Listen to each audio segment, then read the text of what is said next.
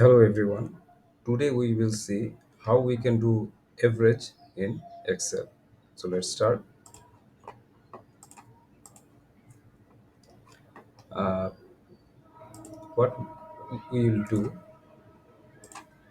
we will do the average of revenue. Okay. So how we can do that? Uh, we can first of all the traditional methods are we have to add the whole data, then we should divide the data by the numbers, and then by dividing the total by the count we can get the average. For example,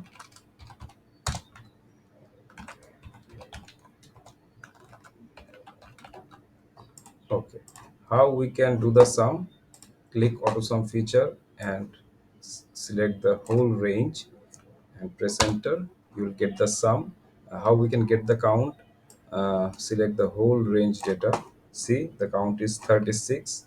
Okay, I'm writing 36, or we can use a formula here: count, then select the entire range, close the bracket, press enter.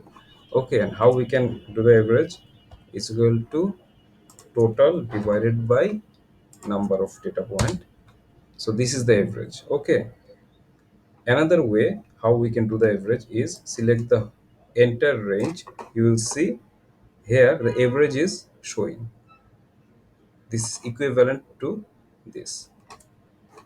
Okay, same data, but there is also a formula available uh, through which we can do the average, and that is uh, by a formula, and the formula is average, then select the entire range, close brackets. So our average is here.